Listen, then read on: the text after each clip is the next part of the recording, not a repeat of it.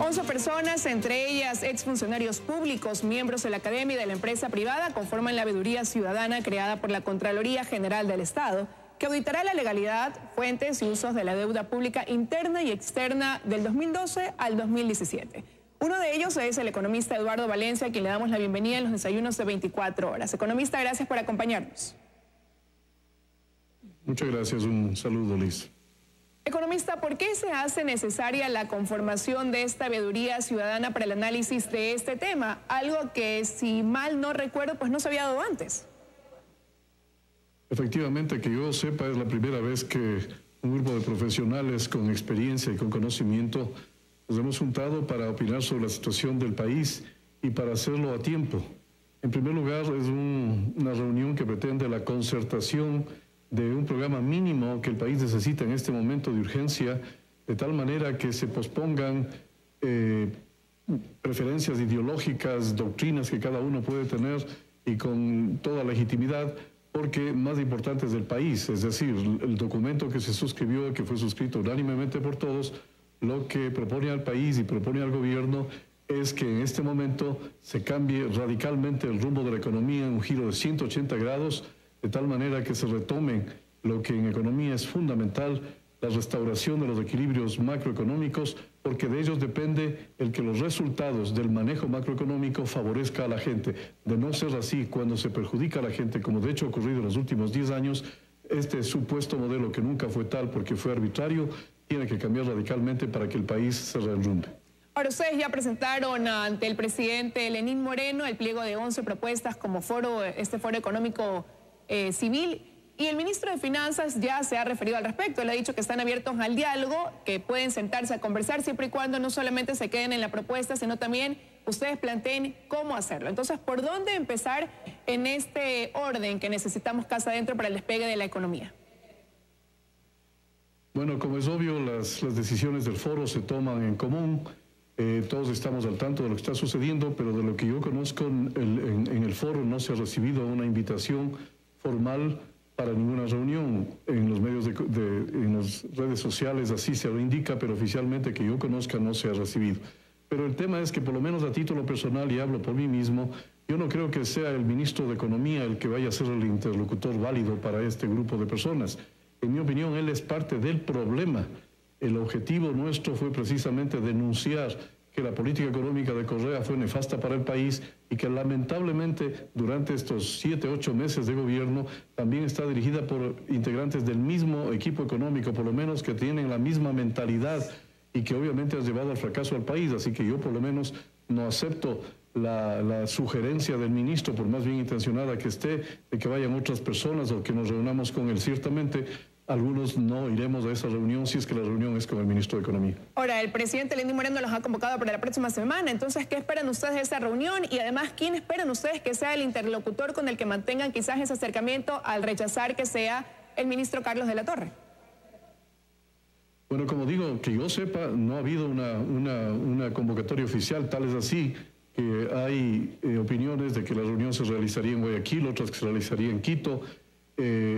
Supuestamente se ha hecho contacto con algún miembro del foro, pero que todavía no ha sido distribuida a los demás miembros. Entonces la cosa está en el aire, no hay una agenda concreta y por tanto tendríamos que esperar lo que sucede, pero obviamente a nosotros lo que nos interesa es que sea el señor presidente de la República el que nos escuche libremente, sin ataduras, sin compromisos con las personas que integran actualmente el gabinete.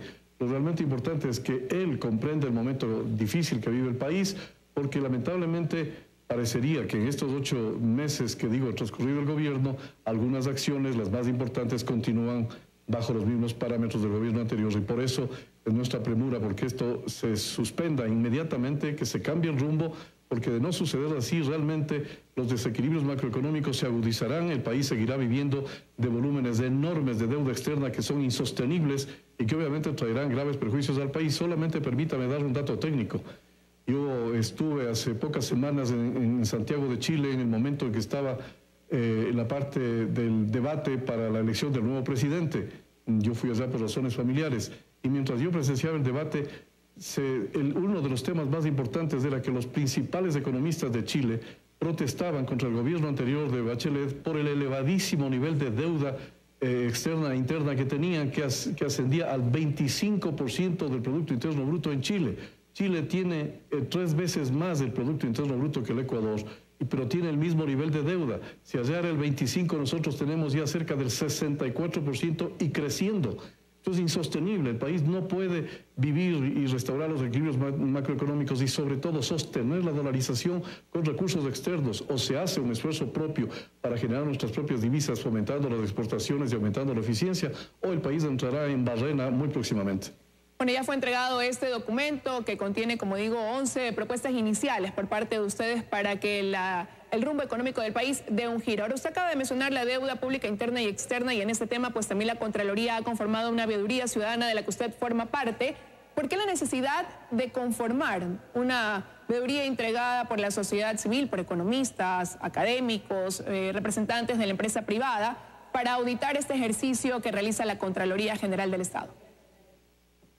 En la primera reunión que tuvimos, revisamos el marco legal, como es obvio, y en la Constitución el artículo 289 y 290 permite tal iniciativa, pero en el Código de las Finanzas Públicas también hay que revisar todo lo que es materia de deuda, y los artículos 124, 126 y 127 también se refieren a ello, y además un decreto inconsulto de Correa, el 1218, que permitió el que se desglose la deuda para evitar el que se rebase el límite que la ley establecía.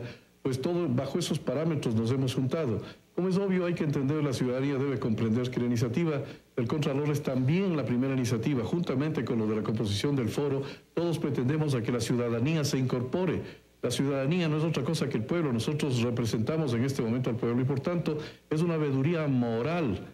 He visto que el Consejo de Participación Ciudadana, que no ha pegado una en más de 10 años y que ahora tampoco, y que está a punto de cesar sus funciones, ha criticado esto, pretendiendo dar a entender al país de que esta es una forma institucional que la ley no lo contempla. Absurdo.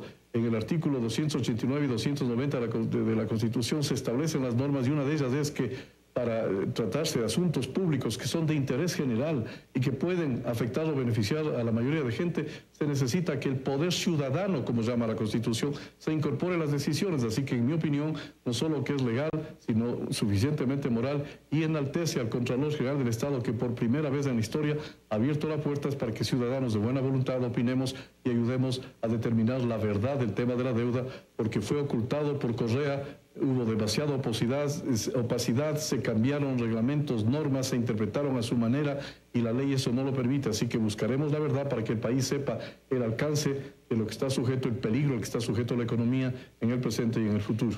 Con esa modificación del reglamento que usted menciona del Código de Planificación y Finanzas, con lo que el gobierno anterior prácticamente eliminó un registro de aproximadamente 12.000 millones de dólares, lo que se ha buscado, economista, es quizás disfrazar, ocultar este endeudamiento que tuvo el gobierno anterior y que superó obviamente el 40% del Producto Interno Bruto, tal y como lo establece el mismo Código de Planificación y Finanzas. Pero evidentemente la palabra que usted ha utilizado es exactamente la correcta. Se trataba de disfrazar. Las disposiciones legales establecen que todo lo que es compromisos que el país adquiere, tanto externo como interno, de corto o de largo plazo, son obligaciones que el Estado tiene para todos aquellos que han contraído los créditos con el país. Evidentemente, todo el mundo sabe, inclusive el señor presidente se encargó, ni bien posesionado, de decir que esa deuda ya llegaba a 57.000 millones de dólares, que ya había rebasado de largo el límite del 40%, que estaba en el 57% del PIB. No obstante, el ministro de Economía sigue sosteniendo hasta ahora, igualito que lo hacía su ex jefe, Rafael Correa, de que la deuda está en el 27%. ¿Por qué lo hicieron en ese entonces y por qué hace el ministro actualmente? Porque evidentemente tratan de evadir y no asumir la responsabilidad que la Constitución establece de que el límite máximo es del 40%. Si está en el 57%, evidentemente tienen que rendir cuentas al país, sobre todo a la Asamblea. Un hecho importante es que Correa, con la habilidad que tiene y los sofismas que utiliza permanentemente, que es una forma de mentir, dijo que Naciones Unidas le había autorizado ello y que estaba poniendo ese reglamento al tenor de lo que disponía Naciones Unidas. Yo he averiguado, no existe tal disposición de Naciones Unidas, y lo que es mal, la CEPAL, a la cual él mencionó que le había autorizado y que estaba de acuerdo con el gobierno, en un informe sobre el Ecuador en septiembre del año 2006, estableció que ya a esa fecha la deuda estaba en el 38.7% y nunca en el 27%, y que obviamente al final de ese año se rebasó el 40%, cuando ya el presidente Moreno recibió, estaba en el 57%. ¿Qué es lo que habría sido necesario? Un juicio político para que se establezcan las responsabilidades de haber violado la Constitución y la ley, y evidentemente que se terminen las acciones penales, no solo civiles y administrativas, sino penales, porque realmente eso ha significado que el país haya sido afectado, y sobre todo las clases más desposeídas, que son las que siempre pagan las deudas. Pero estas acciones que usted menciona deberían haberse tomado, ¿hacia quién deberían ir dirigidas? ¿Quiénes deberían responder? ¿Solamente el Comité de Deuda y Financiamiento, o hacia quién más debería extenderse esta responsabilidad del sobreendeudamiento? Sobre todo lo que usted acaba de decir, de habernos ocultado información sobre la deuda que tiene el país. Bueno, todo el mundo habría esperado que sea la Asamblea la que primero conozca, entienda, y todos sabemos que nunca entiende ni conoce nada y no le importa, y realmente han incumplido con su función. Durante 10 años se tapó todo, absolutamente todo, y ahora recién el país conoce los desafueros en materia de deuda externa, en materia de déficits fiscales, de lo que ha pasado en el Banco Central, que han puesto en grave peligro el sistema monetario. Recién ahora nos enteramos de los volúmenes enormes, monstruosos de corrupción prácticamente en casi todas las instituciones públicas. Como lo dijo el presidente Moreno, más de 640 empresas públicas tienen irregularidades. Hasta ahora solamente se ha tratado por parte de la Fiscalía de un tema puntual que asciende a 35 millones de dólares de perjuicio para el país, cuando en el endeudamiento con garantía de petróleo, porque eso es lo apropiado, no son ventas anticipadas de divisas, son créditos obtenidos con garantía del petróleo y con altísimas tasas de interés, que han puesto en grave riesgo los ingresos petroleros para el desarrollo de la nación, porque se ha entregado con perjuicios enormes de cientos o miles de millones de dólares. Y todavía la Fiscalía está dormida y pensando que 35 millones nos va a contentar a los ecuatorianos, porque el análisis de los grandes contratos todavía no se ha iniciado. Obviamente todas las entidades de control, la Contraloría está haciendo su papel, la Fiscalía no lo hace como debe, y la Asamblea Nacional ciertamente no sé qué tipo de intereses existan ahí, seguramente proteger al anterior gobierno, pero eso el país ya no lo va a aceptar más. Ahora, usted me ha mencionado las acciones que deberían tomarse y quiénes deberían ser los que ejecuten estas acciones, pero aquí, ¿quiénes son los responsables de este endeudamiento? Como yo le decía, ¿solamente esa responsabilidad recae en ese Comité de Deuda y Financiamiento, o hasta quiénes se extiende? ¿Quiénes son los que deben rendir cuentas en este tema? Bueno, yo he dicho públicamente que aquí en primer lugar nos corresponde a todos. La Contraloría lo está haciendo, gracias a Dios, pero les corresponde también a los altos ejecutivos del propio gobierno. Y yo veo con buenos ojos algunas acciones puntuales que el nuevo ministro de Energía, me parece que se llama así ahora, el que tiene que ver con el petróleo, ha tomado, denunció lo de la refinería, está hablando de los excesivos costos de $1 millón diarios que cada vez se paraliza, el país tiene que pagar. Yo no sé quién va a pagar, por qué no se hacen repeticiones contra los responsables de haber hecho un contrato lesivo a los intereses del país. Evidentemente yo le he reclamado a él que cómo es posible que, siendo el ejecutivo que conoce y que está comprobando las graves irregularidades de corrupción que hay en ese sector, todavía no haya tomado él, defendiendo los intereses de Petroecuador, que encauce los juicios a los anteriores funcionarios que ocuparon esa cartera de Estado, y Petroecuador y Petroamazonas y todo ahí, porque hay graves irregularidades. Por ejemplo, yo no le he escuchado al ministro decir que a Petroecuador y a Petroamazonas se le entregó prácticamente la mitad de la totalidad de los ingresos petroleros que recibió el país por ventas externas. Más de 40.000 millones de dólares fueron a las mismas empresas, solamente el 25%, la cuarta parte, a subsidios que van a las clases altas, y la otra cuarta parte a los consejos provinciales y municipales. Pero una cifra tan monumental como de 40.000 millones de dólares se fueron a esas empresas para que no haya inversión para aumentar la cantidad de barriles de petróleo. ¿Cómo es posible que se haya esfumado toda esa cantidad? ¿A dónde fueron? ¿Quiénes fueron los responsables? ¿Cómo es posible que el ministro todavía no diga absolutamente nada? ¿Cómo es posible que el ministro de Finanzas y las autoridades del Banco Central, que se supone pertenecen a un gobierno nuevo, no hayan denunciado las trafacías que se han hecho en materia de créditos que con cargo a la Reserva Monetaria Internacional se está entregando al Estado? ¿Cómo es posible que el ministro de Finanzas todavía no devele todo lo que significa el grave daño causado al país por sucesivos déficits fiscales que se financian con deuda? Los déficits fiscales no disminuyen del 7% y le hacen decir al presidente que este va a ser del 4,5% y así lo ponen en los documentos. Se sigue alterando las cifras, se sigue falseando la verdad, se sigue perjudicando al país. Así que en mi opinión, tanto el Ejecutivo como los órganos de control, los órganos jurisdiccionales, y ojalá alguien levante el prestigio de la Asamblea, porque realmente ha sido una connivencia total con el Ejecutivo durante los 10 años y todavía sigue connivente hoy día.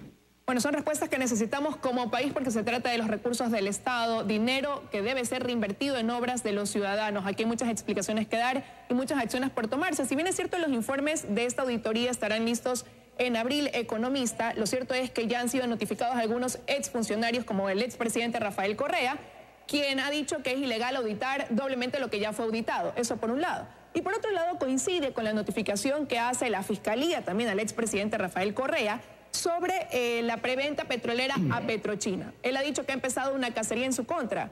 ¿Coincidencia o cacería, como él lo dice, Economista? No, el país no puede caer ya en este tipo de afirmaciones del presidente que está desesperado, no sabe qué decir, ha perdido radicalmente el respaldo popular y obviamente al cabo de casi 11 años recién se empiezan a conocer estas cosas. ¿Qué espera él? ¿Que el gobierno del presidente Moreno también tape los asuntos? De ninguna manera.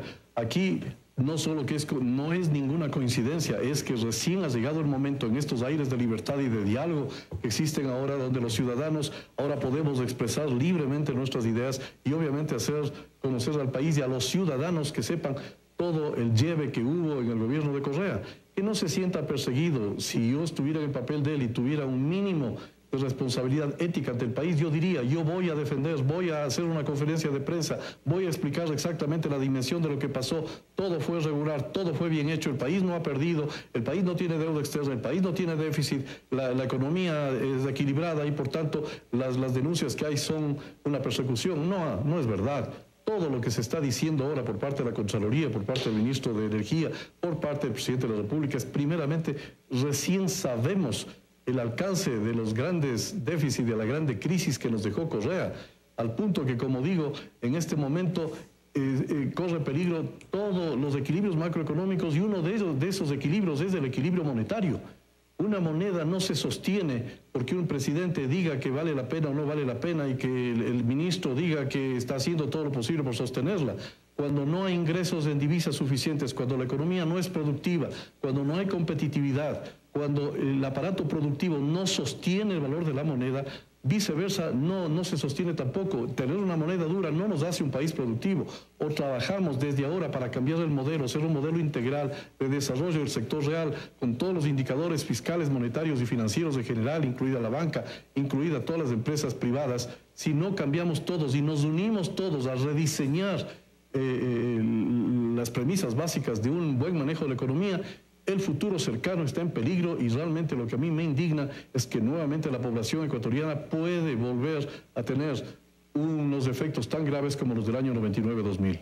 Realmente preocupante lo que usted acaba de concluir, Economista, y ya tengo que cerrar la entrevista, pero no quiero hacerlo sin antes preguntarle brevemente qué saben acerca de las amenazas que habría recibido el contralor Pablo Celi. Lo escuchaba usted decir que ha recibido amenazas de muerte incluso.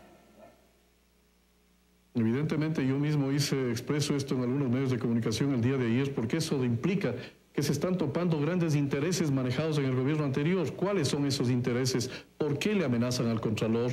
Realmente, si la ciudadanía no se une a respaldar al Contralor, realmente en este momento la economía va a ir al garete. Yo realmente creo que lo importante es que la gente conozca que a nosotros no nos interesa ser profetas del desastre, ni al Contralor, ni al presidente, ni a nadie. Pero tenemos que arreglar las cuentas ahora, de tal manera que se solucionen los problemas ahora, que todavía queda algo de tiempo para evitar mayores males en el futuro. Estamos actuando patrióticamente, tanto en un foro como en la veeduría, de tal manera que se adopten las decisiones en el momento que se necesita, que es ahora. Ya cuando pase lo que pase, si no se ajusta la economía como debe ser, en una forma paulatina, con consideraciones sociales, realmente el problema puede ser mucho más grave y ahí sí dirán por qué nadie dijo nada. nos corresponde ahora asumir en defensa de los intereses de la sociedad y de los más pobres, el prevenir a la sociedad de todo lo que puede pasar, que es el fruto del gobierno lamentablemente nefasto de Correa. Necesitamos transparencia aquí en el país. Quiero agradecerle su presencia, economista, esta mañana aquí en los desayunos de 24 horas. Muchas gracias, Liz, muy amable.